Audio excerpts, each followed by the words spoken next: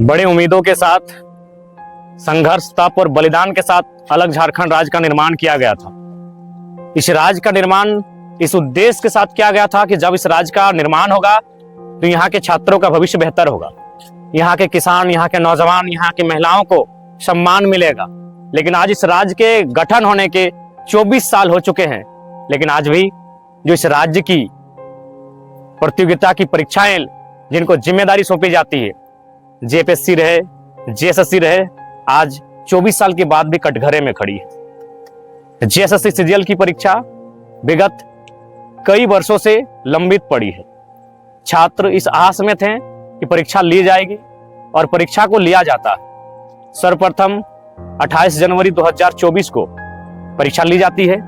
वो छात्र परीक्षा के केंद्रों में जाते हैं, परीक्षा को लिखते हैं और एक संतोषजनक परीक्षा लिखने का अनुभव करते हैं। लेकिन जब शाम को घर वापस आते हैं तो उन्हें झटका लगता है, उनके पांव से जमीन खिसकता हुआ दिखता है। वो परीक्षा का पेपर लीक हो चुका होता है। छात्र सदमे में होते हैं। छात्र अब उम्मीद लगाएं तो लगाएं किस पे, लेकिन आंदोलन होता है। उस आंदोलन के परिणाम स्वरूप एग्जाम को रद्द कर दिया जाता है। अब उम्मीद जगाई गई थी कि एग्जाम फिर से लिया जाएगा और री एग्जाम पुनः होता है।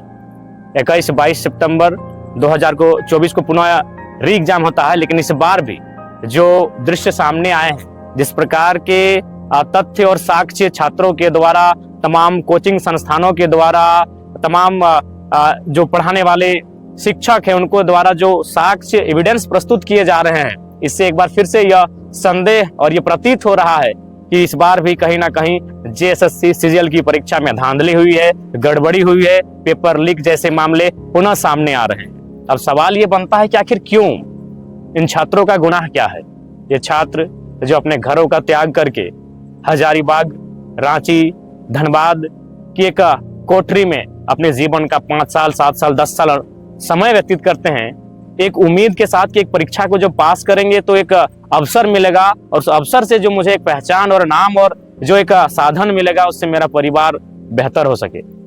लेकिन आज पुनः छात्र सड़कों पर है। छात्र, उनके पांव तले जमीन खिसक रही है। सरकार मौन है, सरकार जवाबदेही नहीं ले रही है। तो आखिर कब तक? इसलिए आज मैं जेएसएससी सीजीएल के तमाम अभ्यर्थी, परीक्षार्थियों का समर्थन, उनके आंदोलन के साथ खड़ा हूं। और साथ ही साथ इस बार मैं अभिभावकों से अनुरोध करूंगा, जो अभिभावक हैं, आखिर कब तक आप लोग देश, धर्म, इंडिया, पाकिस्तान के नाम पर वोट करेंगे? जिनको आपने वोट किया है उनसे सवाल कीजिए। आपके छात्रों का भविष्य अंधेरे में है। ठीक है, आपने वोट जिनको किया है, अगले बार भी उनको करे या ना करे वो आपका विषय है। लेकिन फिलहाल वर्तमान में घरों से बाहर आइए। केवल छात्र ही नहीं, छात्र के अभिभावक, आप भी घरों से बाहर आइए। अपने बच्चों के बेहतर भविष्य के लिए, आपके बच्चों के भविष्य को कोई छीन ना ले, उसे अंधेरे में ना डाले। सड़कों पर आइए, अपनी आवाज को बुलंद कीजिए। और जो आज जेएसएससी सीजीएल का जो रवैया है, इस रवैये के खिलाफ अपनी आवाज को बुलंद करें ताकि सरकार को होश आए। वास्तव में सरकार को होश इसलिए नहीं आता है कि उनको लगता है आंदोलन करने वाले छात्र हैं, बच्चे हैं, उनके गार्जियन तो हमें वोट करेंगे ही, उनके गार्जियन तो चुनाव में हमारे साथ जाएंगे तो जाएंगे कहाँ? तो आज सरकार को डर होना चाहिए। ये लोकतांत्रिक भारत है, जिनको आप चुनते हैं उनमें डर होना चाहिए जनता का। आज जनता का डर उनमें समाप्त हो रहा है, इसके कारण हम भी हैं।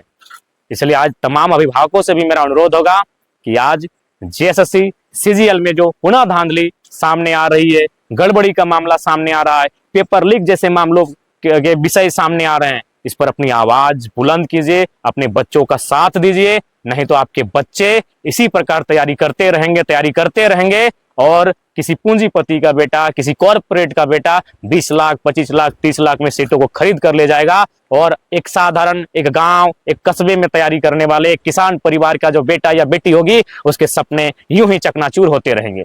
इसलिए आंदोलन अब केवल छात्रों का आंदोलन नहीं है। अगर एक बार पेपर लीक होता तो चलिए छात्र सड़क पे आते। ये बार बार चीजों को दोहराया जा रहा है, बार बार सरकार के कानों में जू नहीं रेंग रही है, बार बार सरकार इस कृत्य में मौन हो जाती है। उन्हें भय नहीं है कि लोकतांत्रिक देश में एक जनता का मताधिकार क्या होता है। उन्हें जनता के मताधिकार का भय दिखाइए। इसलिए इस बार छात्र ही नहीं प्रोटेस्ट में आएंगे, इस बार अभिभावक, बुद्धिजीवी वर्ग, तमाम लोग। अगर जो मामले सामने आ रहे हैं उस मामले में सत्यता है, उन तथ्यों में प्रामाणिकता है, आप आइए छात्रों का सहयोग करें, नहीं तो यूं ही छात्रों का भविष्य अंधकारमय होता रहेगा। इसलिए आप तमाम अभिभावकों से भी मेरा अनुरोध होगा, जेएसएससी सीजीएल का जो मामला सामने आया है, जो गड़बड़ी, धांधली और पेपर लीक का मामला आया है, इसमें तमाम स्टूडेंट्स का आप लोग कोऑपरेट करें। और साथ ही तमाम छात्र संगठनों के द्वारा कल 30 तारीख को रांची में कार्यक्रम आंदोलन का रखा गया है।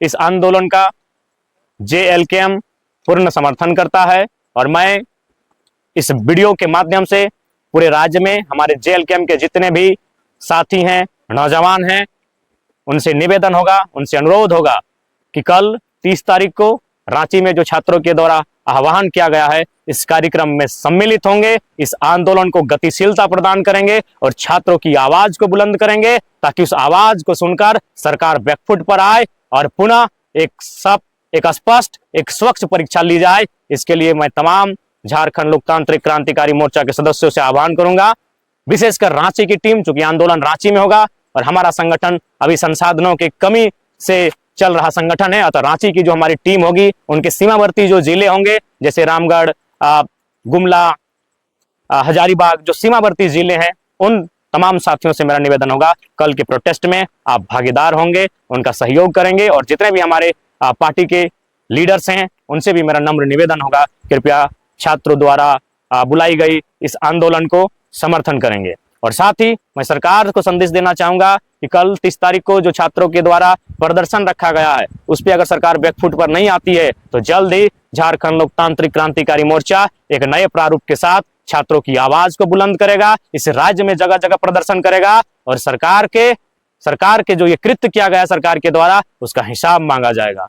पुनः जेएसएससी सीजीएल के परीक्षार्थियों से मेरा अनुरोध होगा, आप डटे रहें, आप मायूस ना हो, ये लोकतांत्रिक भारत है, आपको अपनी आवाज को रखने का पूर्णतः अधिकार है। आपके साथ झारखंड लोकतांत्रिक क्रांतिकारी मोर्चा, हमारा पूरा परिवार, हमारा पूरा संगठन आपके साथ खड़ा है।